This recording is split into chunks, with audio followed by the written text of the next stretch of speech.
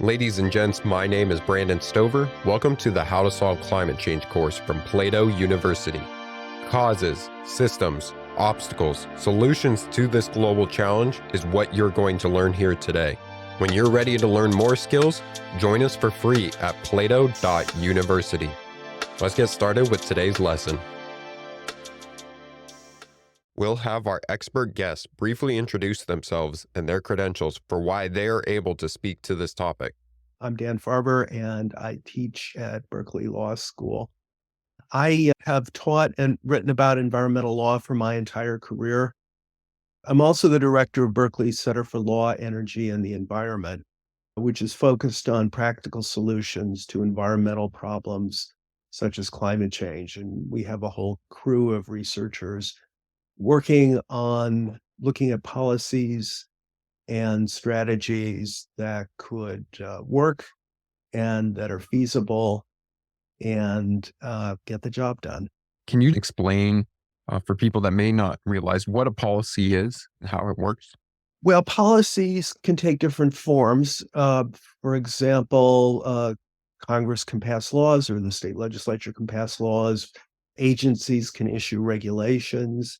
Policies are sometimes mandates and requirements.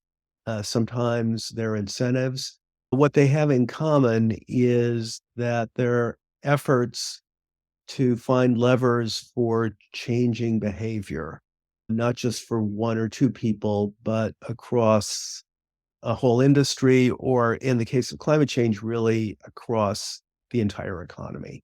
Why would politics and policy impede us from creating solutions or overcoming climate change?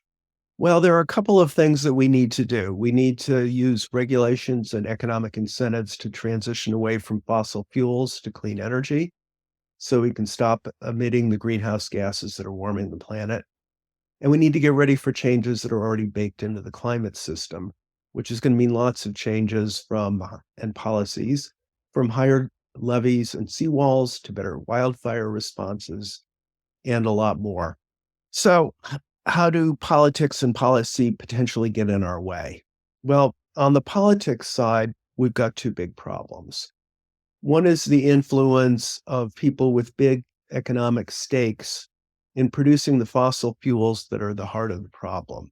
That's oil companies, and coal mining companies, but it's also utilities that have invested in certain kinds of generation using fossil fuels. It's people who work in those industries and naturally are worried about their jobs and so forth, right? This has been an important part of our economy and the way we live, and changing it is not going to be easy. And the people who are going to be the most resistant are those who have the biggest economic stakes. So the Exxons and Chevrons of the world. And they know that, and they are, in many cases, fighting hard to prevent change because it would affect their bottom line. The other political problem we have is that many people, unfortunately, have bought into the idea that climate change is somehow fringe science, that it's something that's been kind of made up, or it's a hoax. And none of that is true.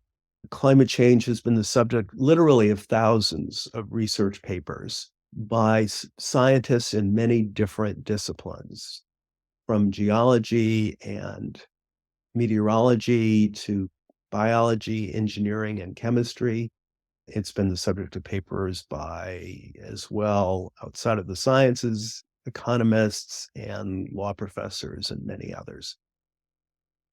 But people have gotten hold of the wrong end of the stick on this, and we somehow need to get them to understand that this is a reality and that closing your eyes is just not going to help. Mother Nature will do what she will do regardless of whether we find it convenient in terms of our own view of the world. On the policy side, we're talking about big challenges. We have spent decades building an energy system around coal and natural gas for producing electricity, around gasoline and diesel for our transportation system. And it's not going to be easy to change all that. And unfortunately, we've used up a lot of the time that Mhm. we could have been making changes fighting with each other instead. So we now have only maybe 20 years left to make a lot of really major changes in the system. And the policies to support the use of fossil fuels are embedded in the system. Those have to change. We need new policies. And we're going to have all kinds of problems, not just at the up, sort of national policy level of do we want to move toward solar and wind power, for example, but all the way down to the nitty gritty of where we're going to put these things. What about zoning? What about the rules for interconnecting power sources onto the grid? What a, how are we going to manage to ensure the logistics and not be dependent on foreign suppliers we can't count on? All of that has to be worked out at the same time. So it's not just a matter of deciding we to do the right thing at some kind of very high general level. There are just policy challenges all the way down to, the very local or even neighborhood level. One of the things that's helping is that the scientists have come up with new technologies like the much cheaper batteries that will store power at a cost that is, in some cases, just a fraction of what it was even 10 years ago. And what that means is that the economics are really moving in the right direction. So I think there's some encouraging signs, but there's really a lot of work that needs to be done on both on the political side and the policy side. It often takes a long time for policy to change, and we're mentioning that our time limit for that has shortened, and we don't have much time to do that. Why is it important to address these changes that need made? There are a lot of problems where it's bad if you put off the solution, but you can fix it later, right? So in the meantime, you might have a lot of harm, but eventually you'll be able to fix it.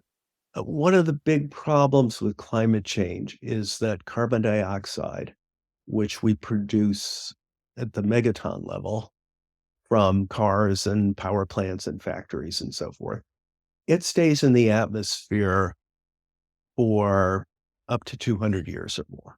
And that means that once we put it up there, it's going to be there for a long time. We have a very limited capacity to remove carbon dioxide, and the plan is to do what we can, but it's clear that the amount that we put up there far surpasses what we could hope to remove.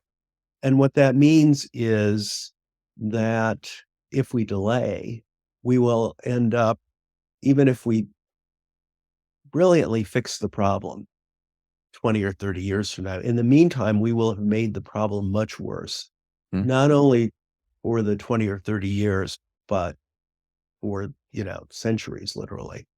So we really need, contrary to the way the world works, we really or often works, we really need to move quickly at this point.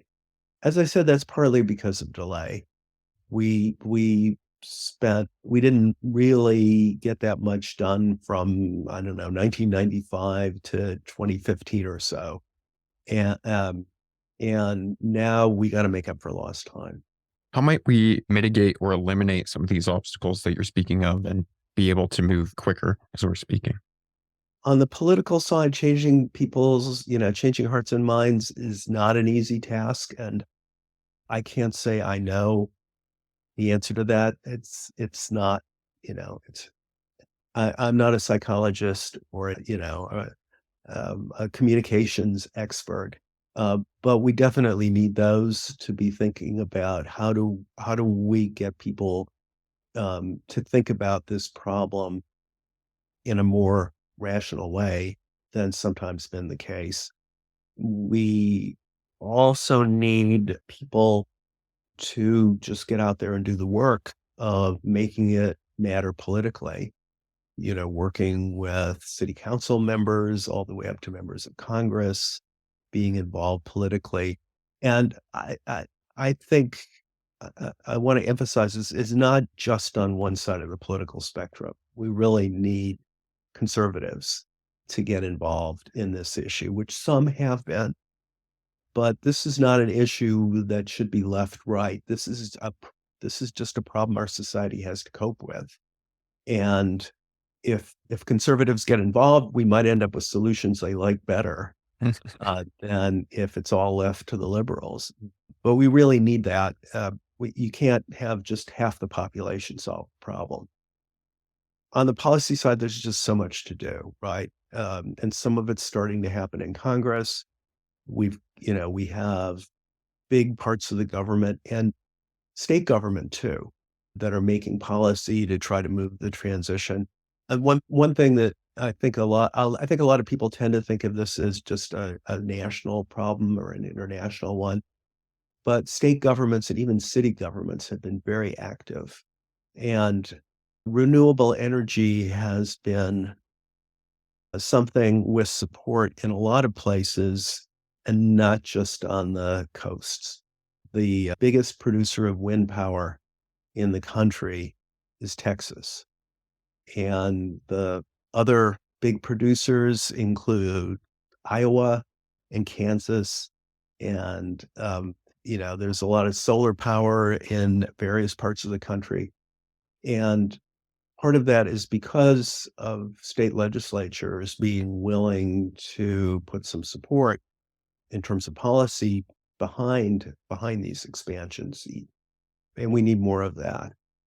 And, like all the way down to the city level where you have questions about whether the zoning allows rooftop solar or where are you going to be allowed to locate charging stations. What are some of the best resources for learning about politics and policy in relation to climate change?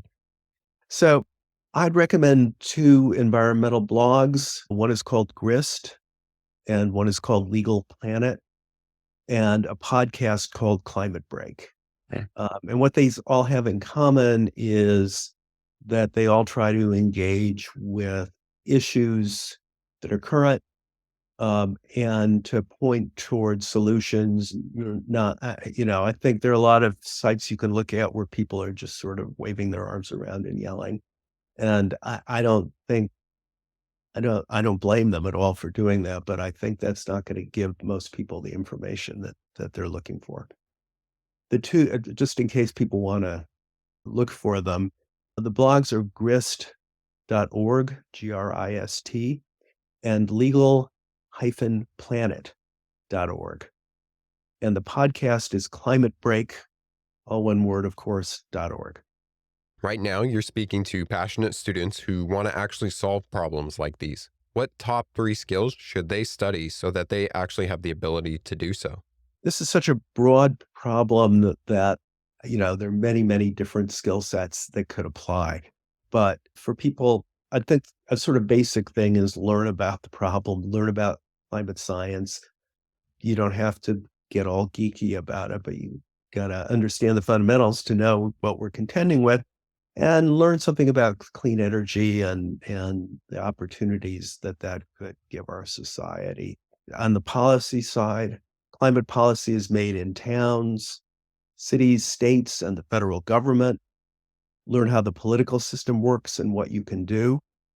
Sometimes policies are really influenced by the private sector. So, that's something else to think about is how can, corporations help move the policy debate or make their own contribution to fixing the problem. And as I said, I think there are many skill sets, scientific stuff, engineering, economics, law. But I think the most important skills, and this is true of so many things, is communication, learning how to write and speak clearly and persuasively. Because if you're going to make change happen, one of the things you need to do is be able to communicate both to people who might support you and to the public about what you're trying to do and why. Any final recommendations for the audience? Get involved. If you're a college student today, This is going to impact you throughout your entire life. We used to think that some of the projections to 2100 were purely science fiction, but given increasing life expectancies and stuff, you could be around then. And if you're not around then, you're likely to be around in like the 2080s. And again, where if we don't do something, the rubber's really going to be hitting the road, and you're going to really be living a much more precarious life if we don't do something about climate change. Getting involved now can make a big difference, for you, your whole generation, and for generations to follow. And the longer we wait, the harder things are going to be, and the worse the consequences are going to be. There are a lot of things you can do. I mean, one of them is just make your voice heard. And that doesn't have to be some big media thing or anything like that. That's hard for people. It can mean write a letter to your legislator or Congress, the person in Congress. They really pay attention to those. If you're using social media, I'm sure many listeners are much more adept at that than I am. And that's obviously a way where you can reach people and communicate about these problems and about possible solutions. Show up for meetings. It's probably not most people's idea of a fun activity, but if you go to a city council meeting, they're not really used to having that many people in the room. And so if you're there, you have the opportunity to say something, and you have an opportunity to help influence the way things are done.